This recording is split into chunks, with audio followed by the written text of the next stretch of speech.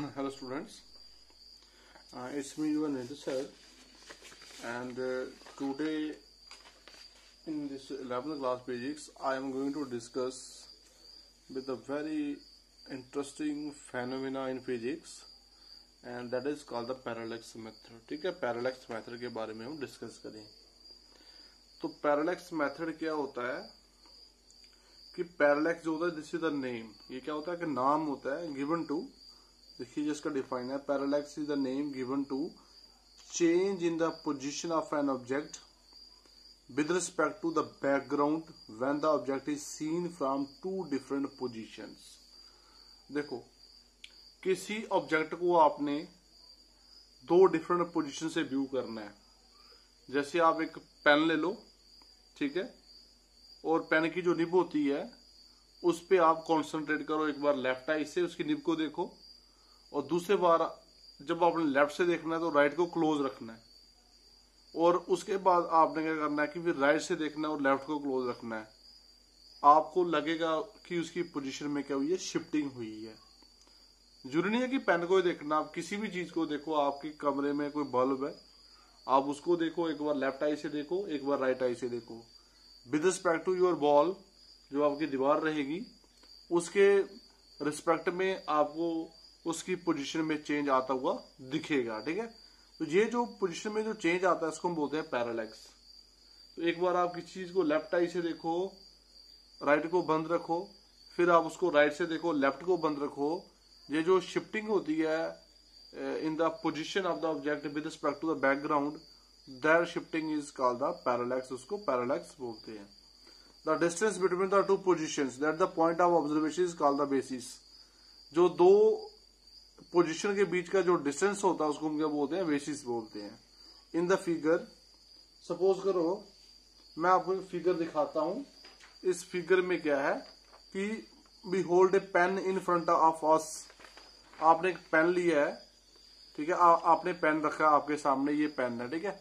तो आपने एक पेन को रखा हुआ है। एक बार आप क्या करते हो, उस पेन को लेफ्ट आई से व्यू करते हो। आपके सामने पेन है, दिस इज द पेन। तो एक बार आपने क्या करा कि देखो लेफ्ट आई से आप देख रहे हो, तब आपने राइट आई को क्लोज रखना है, ठीक है। तो ये पीछे दीवार है, पीछे बॉल है आपकी, and look at the pen first by our left eye. एक बार लेफ्ट आई से देखो, तब आपने क्या रखनी है कि जो आपकी राइट आई है उसको क्लोज रखना है। And then by your right eye and closing the left eye we find that position of the pen changes with respect to the background ball. जो आपकी बैकग्राउंड बॉल होगी उसके रिस्पेक्ट में आपकी जो पोजीशन होती है वो चेंज होती है। This is parallax. ये पैरालैक्स होता है। देखो, आपने क्या करना है कि ये यहाँ पर पेन है, ओके, ये मैं बता रहा हूँ, ये पेन की पोजीशन है। तो जब आप लेफ्ट आई से देखोगे, राइट क्लोज रखा है, तो तुम्हें पेन इधर दिखेगा यहाँ पे। और जब आप राइट से देखोगे तो पेन की शिफ्टिंग जो है वो थोड़ी सी आपको दिखेगी। अब आपने ये खुद एक प्रैक्टिकल करके देखना है, एक्सपेरिमेंटली देखना है कि आपने पेन रखना है, आंखों के सामने पेन रखना है। ऐसे पेन रख लो, एक बार इसको लेफ्ट आई से देखो, राइट को क्लोज रखो, और फिर इसको आप राइट से देखो, लेफ्ट को क्लोज रखो। तो आपको लगेगा कि जो पेन की पोजीशन है वो चेंज होती है। आपको लगेगा कि पेन की जो पोजीशन जहां पर पहले थी, अब वहां से थोड़ी सी क्या हुई है, आगे या पीछे हुई है, लेफ्ट या राइट थोड़ी शिफ्ट होती है। तो जब आप लेफ्ट आई से देखते हो तुम्हें पेन इधर दिख रहा है, जब तुम राइट आई से देखोगे तो तुम्हें पेन इधर दिखेगा। तो ये जो शिफ्टिंग हो रही है इसको हम पैरालैक्स बोलते हैं। जबकि पेन वहीं पर है, पेन में बिल्कुल भी चेंज नहीं आया है, पेन को आपने हिलाया भी नहीं है, लेकिन फिर भी आपको एक बार लेफ्ट आई से, दूसरी बार राइट आई से अगर आप देखोगे तो तुम्हें ऑब्जेक्ट की पोजीशन में शिफ्टिंग दिखाई देती है कि उसकी जो पोजीशन है वो चेंज हुई है। This is called parallax. ये पैरालैक्स होता है। और एक बार आपने लेफ्ट आई से देखा, एक बार राइट आई से देखा, ये जो दोनों आई के बीच का जो डिस्टेंस है, लेफ्ट आई और राइट आई, ये जो बीच का डिस्टेंस इसको हम बेसिस बोलते हैं। This is called the basis. ये क्या है, basis. The distance between the left eye L, ये left eye L, and the right eye R is in this case is the basis. ये बेसिस होती है। और जो angle L O R angle होता है, this angle is called parallax angle, या उसको पैरालिस्टिक एंगल बोलते हैं। ये पैरालैक्स एंगल है या फिर पैरालिस्टिक एंगल है। आपके पास क्या है कि एक पेन है, ये पेन है ओ पे, आपने एक बार इसको लेफ्ट आई से देखना है। जब आपने लेफ्ट आई से देखना है तो इस आंख को, राइट वाली को बंद रखना है, और जब आपने उसको राइट आई से देखना है तो लेफ्ट वाले को बंद रखना है। इन दोनों केसेस में तुम्हें पेन की जो पोजीशन है वो चेंज होती हुई नजर आएगी। जब तुम लेफ्ट से देखोगे तो सपोज करो तुम्हें पेन यहां दिखता है, यहां पे। जब तुम राइट से देखोगे तो पेन यहां हो जाएगा, एक बार इधर हो जाएगा, एक बार इधर हो जाएगा। तो जब पेन की पोजीशन में शिफ्टिंग होती है, this is called the parallax. ये पैरालैक्स होता है। ये क्या होता है? पैरालैक्स होता है। और दोनों आंखों के बीच का जो डिस्टेंस होता है उसको हम बेसिस बोलेंगे। और ये जो एंगल है LOR, this angle subtended, this is called the parallactic angle या फिर पैरालैक्स एंगल। ये हम डिस्टेंस जो है ना, डिस्टेंस x की distance of this pen from the eye, you can calculate this distance. आप इस डिस्टेंस को कैलकुलेट कर सकते हो। It is easy to calculate. ये बहुत आसान रहता है। जैसे यहां पर पेन है, ये आपका पेन है O, तो आपने लेफ्ट से देखना है, लेफ्ट वाले आई से। जब तुम लेफ्ट वाले आई से देखोगे तो this is your line of site, तुम्हें लगेगा कि ऑब्जेक्ट इधर है। और उस टाइम आपने राइट वाले को क्लोज रखना है, ठीक है। फिर आपने राइट से देखना है। जब आप राइट वाले आई से देखोगे तो this is your line of site, आपको ऑब्जेक्ट इधर दिखेगा। तो शिफ्टिंग हो रही है, जबकि ऑब्जेक्ट तो वहीं पर है। जब आप लेफ्ट से देखते हो तो देखने वाली लाइन ये बनेगी, ऑब्जेक्ट इधर है। और जब तुम राइट पे देखते हो ऑब्जेक्ट इस तरफ से आपको दिखेगा। तो this is shifting is called the, ये पैरालैक्स होती है। ये आपकी लेफ्ट आई है, ये तुम्हारी राइट आई है। दोनों आंख के बीच जो डिस्टेंस होता है उसको हम बेसिस बोलते हैं V, that is called your basis. ये आपकी बेसिस आ गई, ये आपकी क्या है? Basis. This is your basis, ये आपका बेसिस बन गया। और दिस एंगल, ये जो एंगल है LOR, this is called the parallactic angle और पैरालैक्स एंगल। ये कौन सा एंगल है? पैरालैक्स एंगल है। ये पैरालैक्स एंगल है। और कुछ लोग उसको पैरालिस्टिक एंगल भी बोलते हैं। तो सपोज करो आंख से जो पेन है वो कितना दूर है? X। आंख से पेन कितना दूर है? X। You can calculate this distance. जो पैरालैक्स मेथड होता है that is used to measure the distances. ये डिस्टेंसेस नापने में काम आता है। यू नो एंगल क्या होता है? आर्क अपॉन रेडियस, ये फॉर्मूला लगेगा। अब यहाँ पे एंगल कितना है? थीटा। आर्क कितनी है? जैसे योर आर्क LR, लेफ्ट आई और राइट आई के बीच का डिस्टेंस, और ये रेडियस है तुम्हारा, दैट इज OL लिख लो, चाहे OR लिख लो, मतलब OL लिख लो, that is B upon X। तो थीटा किसके बराबर आ रहा है? एंगल आर्क कितनी है? B, और रेडियस कितना है? X। तो आपको X निकालना है, X निकल जाएगा, X will be B upon theta. This is the method. अब तुम्हें बेस पता होना चाहिए, दोनों आंखों के बीच का डिस्टेंस तो तुम्हें पता है। You can calculate the distance between your two eyes and you have to measure this angle. आपको ये वाला एंगल जो है ये नापना पड़ेगा। And this angle can be measured with a device called sextant. उसको हम सेक्सटेंट बोलते हैं। सेक्सटेंट क्या होता है? एक डिवाइस होता है that is used to measure the angle. तो एक बार आप पैरालिस्टिक एंगल आपने निकाल लिया तो तुम ये डिस्टेंस जो है वो कैलकुलेट कर सकते हो।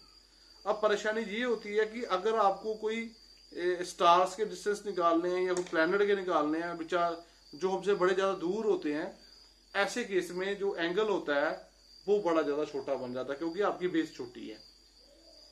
लेफ्ट आई और राइट आई के बीच का जो डिस्टेंस है आपको पता, आप अपनी आंखें देख लो, दोनों आंखों के बीच जो डिस्टेंस होता है वो बड़ा कम होता है। इस डायग्राम में तो बहुत बड़ा दिखाई दिया जा रहा है, इतना आंखों के बीच डिस्टेंस नहीं होता है। तो आंखों के बीच डिस्टेंस कम होने के कारण क्या होता है कि जो थीटा होता है वो बहुत कम बनता है। थीटा क्या होता है कि जो लेफ्ट आई O के ऊपर और राइट आई O के ऊपर जो एंगल सबटेंड करती हैं उसको हम थीटा बोलते हैं। तो अगर आपकी बेसिस जो है B जो है ये बड़ा होएगा तो तभी थीटा तुम्हारा बड़ा हो सकता है। तो थीटा बड़ा करने के लिए हम फिर क्या करते हैं कि कोई और तरीका लगाते हैं। हम ये वाला तरीका जो है, ये एक बार लेफ्ट आई से देखेंगे, एक बार राइट आई से देखेंगे। ये वाला तरीका जो है छोटे डिस्टेंसेस के लिए तो ओके है, लेकिन अगर आपके बड़े डिस्टेंसेस हैं, जैसे किसी स्टार का निकालना है, किसी प्लैनेट का निकालना है, किसी गैलेक्सी का डिस्टेंस निकालना है, तो वहां पे क्या होता है कि this method will not work. इस तरह से कोई मेथड हमारा वर्क नहीं कर सकता है। अब मैं क्या करूंगा, किसी स्टार का मैं निकालने जा रहा हूं, तो पहली बार ये जो मेथड होता है इसकी एक लिमिटेशन ये रहती है कि this method can not be applied for stars more than 100 light years. जो 100 लाइट ईयर से ज्यादा डिस्टेंस के ऊपर स्टार्स हैं उनके लिए आप ये वाला मेथड लगा ही नहीं सकते, क्योंकि उस केस में आपका जो पैरालिस्टिक एंगल होता है वो इतना ज्यादा छोटा होता है कि that is almost impossible to calculate it, वो कैलकुलेट नहीं हो पाता है। इसलिए 100 लाइट ईयर से कम जो है वहां पर ही ये मेथड लगेगा। अब हम क्या करेंगे कि मैं क्या कर लेता हूं कि अर्थ का जो ऑर्बिट है वो ले लेता हूं। I am going to take the orbit of the earth. ये अर्थ की ऑर्बिट है, अर्थ की ऑर्बिट अराउंड द सन। ये सेंटर में सन आ गया, ठीक है। तो ये अर्थ की ऑर्बिट है। तो अब आपने अर्थ की ऑर्बिट जो है उसको आपने अर्थ का जो ऑर्बिटल डायमीटर होएगा, जो आपका ऑर्बिटल डायमीटर है, दिस इज ऑर्बिटल डायमीटर, ये इसको आपने बेसिस मान लेना है, ए और बी, ये आपकी बेस बन गई, दिस इज योर बेसिस। अब आंखों के बीच का जो डिस्टेंस है उसको बेस नहीं मानेंगे, हम इसको बेसिस मान लेंगे, ये अब हमारी बेस बन गई, दिस इज आवर बेस। अब एक स्टार है, उसका मैंने डिस्टेंस निकालना है। तो वो जो स्टार है, सपोज करो ये यहां पे star, this is the star, N star, N वाला नियर स्टार, क्योंकि जो पैरेलैक्स मेथड होता है this is only used for near stars, और जो फेयर ऑफ स्टार्स होते हैं वो इस मेथड से नहीं निकलते क्योंकि उनके लिए थीटे बहुत छोटे हो जाते हैं, ठीक है। अब आपने क्या करना है कि सपोज करो आज अर्थ हमारी यहां पर है, आज अर्थ यहां पर है, तो आपने क्या करना है कि टेलीस्कोप लगा के इस एन को फोकस कर लेना है, स्टार को आपने देख लेना है। तो आपने स्टार को ऑब्जर्व करना है। तो जब आपने स्टार को ऑब्जर्व करना है तो ये स्टार जो है यहां से ये लाइट आएगी, star is the source of light, यहां से लाइट आती है जी, ठीक है, इस टेलीस्कोप में। और एक आपका स्टार होएगा दूर का स्टार, इसको हम फेयर ऑफ स्टार बोलेंगे, ये है फेयर ऑफ स्टार है, जिसकी लाइट आ रही है, ये आपका फेयर ऑफ स्टार है। तो ये एक ऐसा स्टार है जिसकी पोजीशन कभी चेंज नहीं हो सकती, ठीक है, क्योंकि इस पे पैरेलैक्स वर्क नहीं करता, because this it's distance is greater than 100 light year. आपने इसको फोकस कर देना और साथ में नियर बाय स्टार को, तो इससे भी लाइट आ रही है, इससे भी लाइट आ रही है, दोनों से लाइट्स आ रही हैं। तो ये जो दोनों की लाइट्स आ रही है इनके बीच कितना एंगल है, दैट इज θ1, सपोज करो वो θ1 है। आपने करना क्या है कि यहां पर बैठे बैठे टेलीस्कोप लगानी है नियर बाय स्टार पर, और उसको आपने इसके अंदर फोकस कर देना है। तो वहां से एक लाइट आएगी इधर, और फिर आपने इस स्टार को फोकस करना है जो फेयर ऑफ स्टार है। एफ क्या है, फेयर ऑफ स्टार, दूर का स्टार, डिस्टेंस स्टार है। ये एक ऐसा स्टार है जिसपे लाइट ईयर वर्क नहीं कर सकता, मतलब इसकी पोजीशन कभी चेंज नहीं हो सकती। ये यहाँ पर है, ये वहीं पे रहेगा, इस पर शिफ्टिंग नहीं होती है। अब आपने स्टार को देख लिया जो बिल्कुल सामने था, और एक इसको भी देख लिया। तो इन दो, एक लाइट की रे यहां से आ रही है, एक लाइट की रे यहां से आ रही है।